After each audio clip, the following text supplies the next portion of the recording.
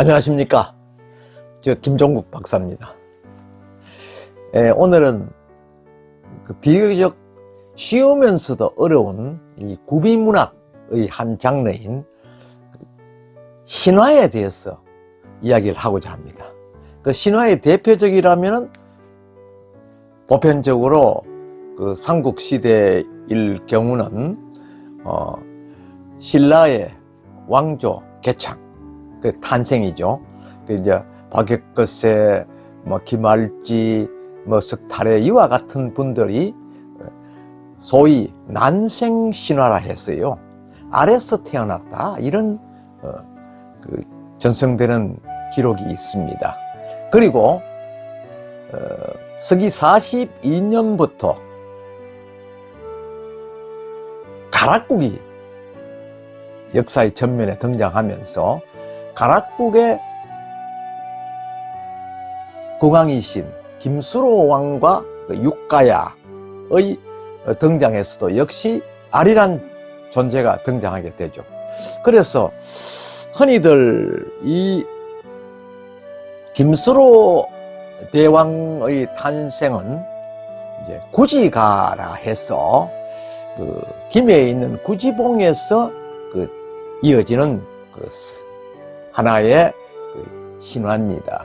이 신화는 구지봉이라면은 어딘가 모르게 거북이가 중심이 되어 있죠. 또 가르친다는 뜻도 있고요.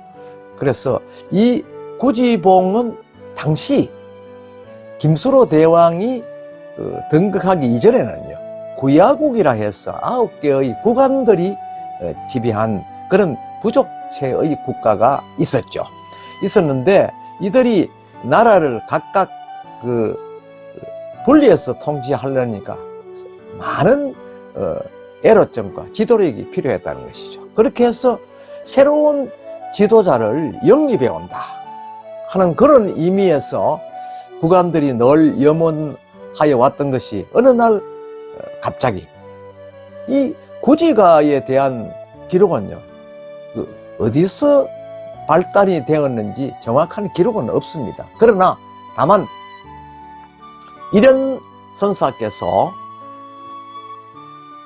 삼국유사를 통해서 이 구지가와 구지봉 또 가락국의 개창을 설명해 두었죠. 그렇게 해서 이 이른바 사국시대가 개막되는 그 신호가 바로 이 구지가를 통해서 이루어졌다 하는 것입니다. 그래서 오늘은 이 구지가의 진실성, 이 구지가는 도대체 무엇인가 하는 것을 고전문학적으로 제가 해설 한번 해볼 생각으로 제가 이 자리에 섰습니다.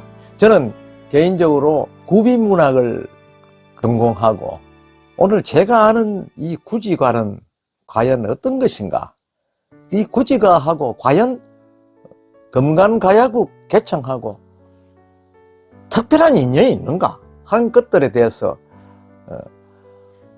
설화 형식을 중심으로 해서 알아보는 시간을 갖겠습니다. 구지가라는 것은 잘 아시는 바와 같이 삼국유사에만 기록이 있는데 또 그 삼국유사 중에는 이와 비슷한 해가라는 것이 있습니다. 해가는 수로 부인을 찾아내는 그런 내용의 이야기인데 가락국 개창과 훨씬 이후에 있었던 이야기다 하는 것이죠. 그렇게 해서 이 이야기는 직접적인 가락국과는 관계가 없다.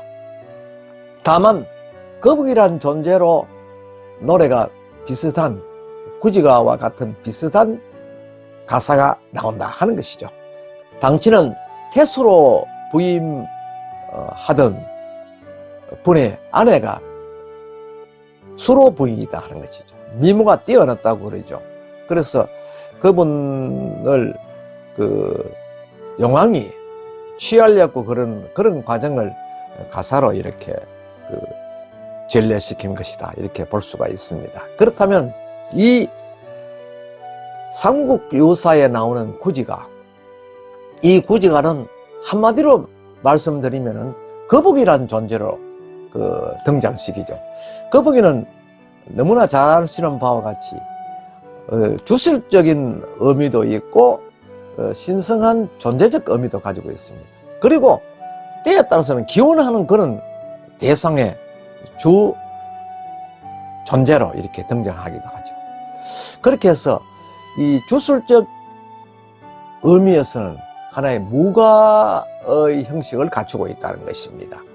이제 신성한 존재는 결국 하늘과 땅을 이어주는 그런 전령사 역할을 거북이가 했다는 것입니다. 그런 의미에서 당시 구야국 백성들도 하늘로부터 들려오는 이상한 목소리, 형체는 없고 목소리만 들렸다 하는 것은 어딘가 모르게 멀리서 메아리 치듯 이렇게 구야국 백성들 귀에 들렸다는 것이죠. 그 소리를 따라 가보니까 그것이 바로 구지봉이었다. 그러니까 구지봉에 가니까 더욱더 큰 목소리로 천상에서 내가 왕이 되라는 그런 명령을 받았다. 그 너희들이 원하는 결국 그 지도자를 얻고자 하면은 다음과 같은 노래를 불러라 라고 하였다는 것이죠. 그것이 소위 이제 구지가의 그 발단 단계입니다. 거기에 보면 구야 구야, 그 당시는 거부가라고 했는지 구야라고 했는지는 몰라도 여하튼 지금의 언어로 표시하면은 구야라고 거부가 하는 것은 이 그 하나의 호명이거든요. 이 호명은 결국 어떠한 존재, 하늘에서 울림이 오는 그 목소리의 존재를 강림할 수 있도록 너가 요구를 해라 하는 것입니다. 그래서 구야라고 했던 것이죠. 그 다음에는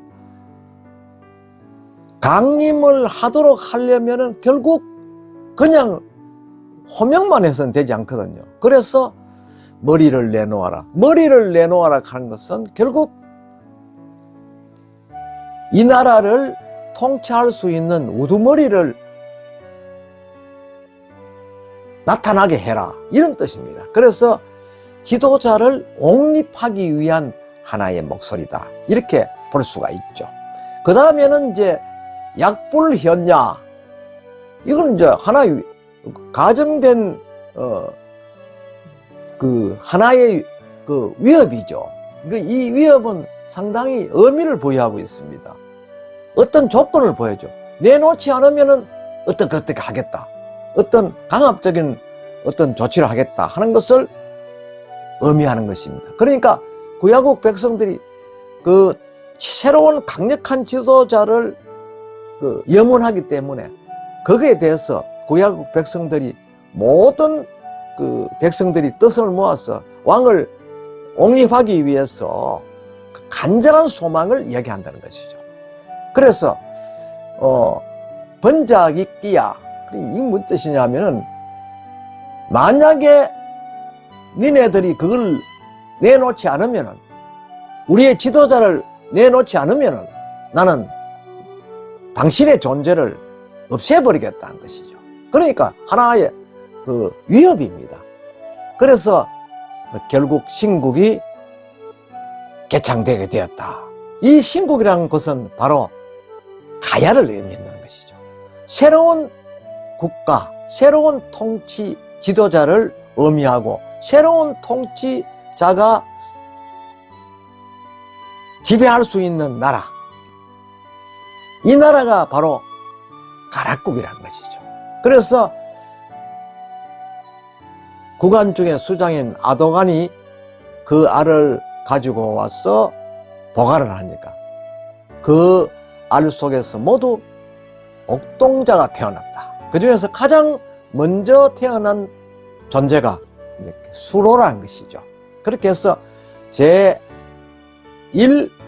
지도자가 수로가 되고, 그 다음 나머지 5명은 각각 수로와 더불어 육가야를 형성했다 하는 그런 내용의 이야기가 신화 화소에 포함돼서 이것이 전설처럼 이래 전승을 하고 있으니까 마치 이것이 헛된 이야기가 아니냐 이런 생각을 하는 사람이 있거든요. 그것은 이 구비 문학을 전혀 이해하지 못하는 분들의 하나의 억지라 볼 수가 있습니다.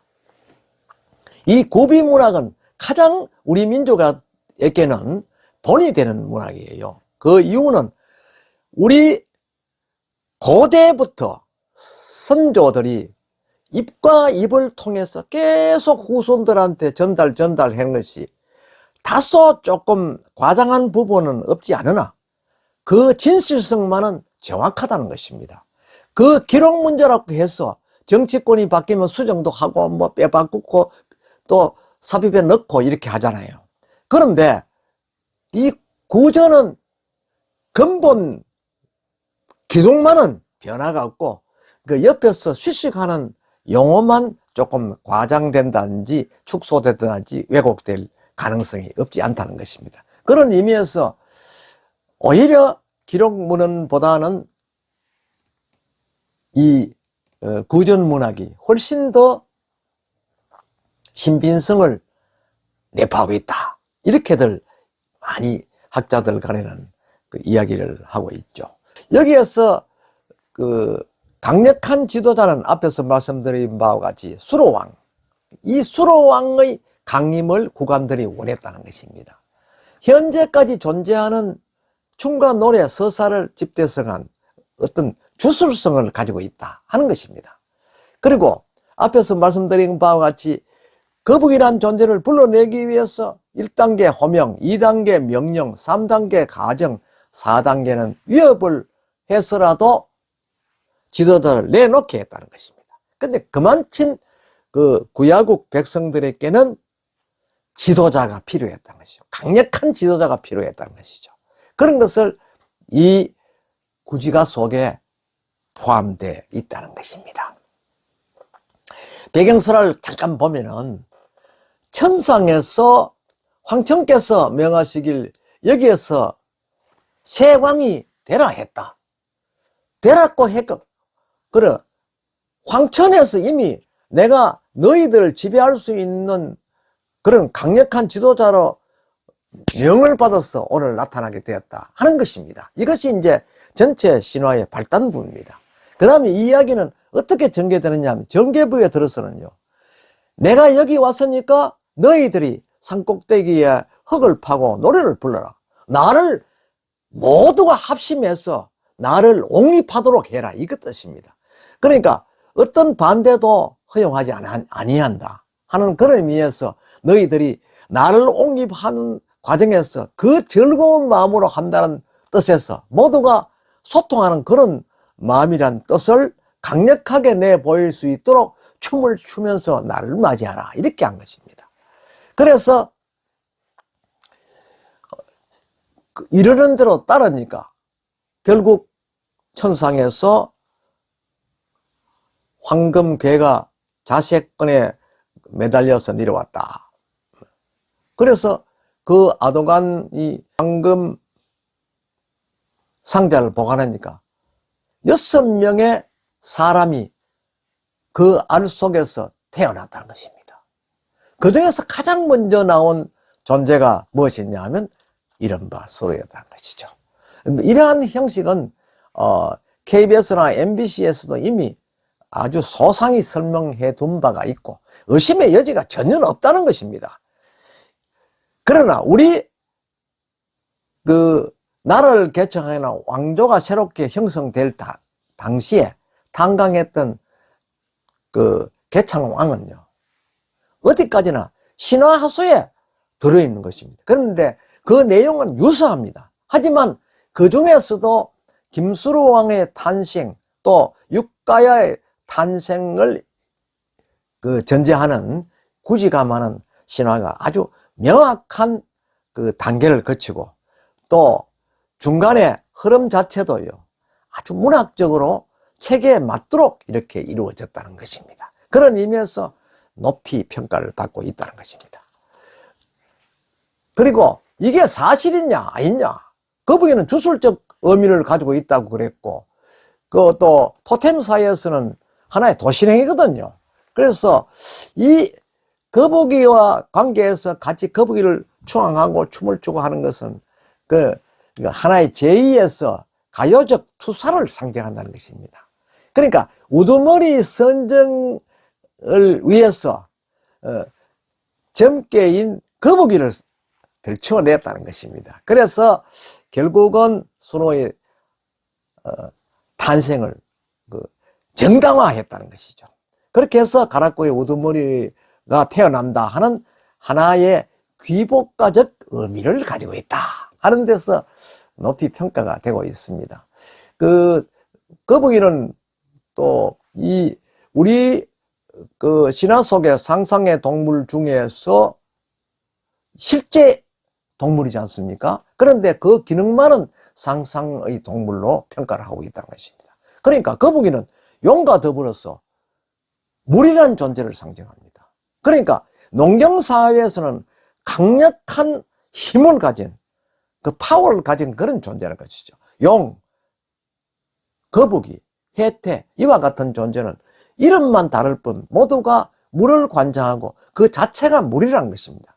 그래서 이 구비문학을 이해하지 못하는 분 무전 이상한 소리냐 이렇게 주장할 수도 있습니다만은 결코 그것은 이상한 것이 아니고 다분히 의인화적인 그런 성격이 내포되어 있을 뿐 사실을 근거로 해서 전성시키고 있다는 데서는 엄연의 여지가 전혀 없습니다. 그래서 이 거북이를 우리가 속성을 간단히 살펴보면 인내하는 것, 지혜를 가진 것, 또 자신을 보호하는 것, 또 변화에 적응을 잘하는 그러한 존재로 나타나고 있죠. 그래서 거북이는 우리 인간과의 관계에서 여러 가지 메시지를 전달하는 전령사적인 그런 존재로 지금까지 대대로 전승되어 오고 있다는 것입니다. 그런 의미에서 거북이가 우리 신화에는 용 못지않게 아주 강력하게 등장되는 그러한 존재이지요. 이 난생 신화는요, 결국 사람이 알에서 태어났다 하는 것이죠. 어쨌든 알을 낳고 난 뒤에 태어난 경우도 있고, 어머니가 누군데 어머니가 알을 낳아서 그 알 속에서 옥동자가 태어나서 왕이 되었다 하는 것도 있고, 느닷없이 하늘에서 내려와서 어떤 또 새로운 그를 보호하는 존재가 그 세상에 아우르니까 결국 그 일대의 백성들이 그것을 알고 현장에 가보니 백마가 그 하늘 높이 우렁차게 그 소리를 치고 그 아래 보니까 눈부시는 알이 있더라 하는 그러한 그 신화가 있는가 하면은, 또 어떤 큰 닭이 알을 품고 있더라 하는 그런 내용도 있고, 여러 가지 형태로 이렇게 나타나고 있습니다. 그래서 이 난생 신화는 곧 하나의 알이 나오는 그 자연이 어머니입니다. 그래서 어머니 품에서 탄생할 수 있는 그런 존재다 이렇게 분석이 되고 있죠. 그래서 저희들이 이 구비문학 특히 저경은 이제 설화를 전공했습니다만, 설화를 공부하는 사람들은 이것을 아주 과학적으로 풀어내기 위해서 무던히 애를 쓰고 있습니다. 그래서 대부분 우리 선조들이 수많은 외침을 받고 이렇게 지내왔잖아요. 그러니까 그냥 기록을 해서는 도저히 안 되니까 구절을 통해서 이렇게 전성시켜 온 것입니다. 이것이 또 그대로 구절으로 직선으로 전성시키면은 후대에 가서 또 다른 반대파가 있으면 위협을 초래할 수 있거든요. 그렇게 해서 사람이란 존재에서 의인화시킨 동물로 등장시키기도 하고 또 무생물로 등장시키기도 하고 해서 마치 전설처럼 이렇게 전승을 시켜오게 된 것이고, 또 그렇게 이해를 하고 왔죠. 그런데 우리 선조들은 대대로 살아오면서도 이를 부정하는 경우는 전혀 없다는 것입니다. 이 과학 문명과는 좀 차별화되죠. 그러니까 근대에 와서는 산업화가 되고 이제 과학 문명이 발달하니까 이거는 말도 안 되는 이야기다 하는 그런 이야기를 하지만 그 깊은 속내에서는 바로 우리 조상이 직접 전해주는 말을 직접 이 시대에 와서 다시 전해주고 있다는 뜻으로 받아들여야 한다는 점에서 아주 과학적인 그런 학문일 수도 있다는 점입니다. 그래서 오늘 PPT를 통해서 제가 메모해 놓은 부분을 여러분들에게 소개를 해드리겠습니다. 그 메모해 놓은 부분을 읽어보시고 앞에 설명을 가지고 대비를 시켜서 이해해 주시면 고맙겠습니다.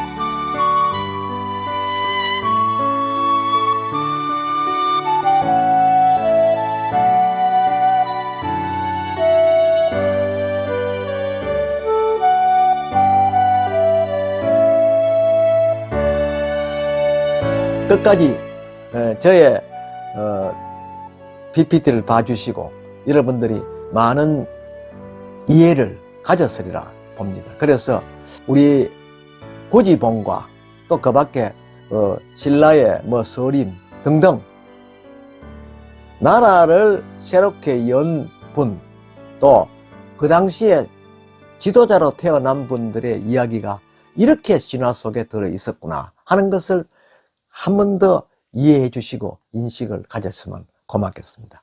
감사합니다.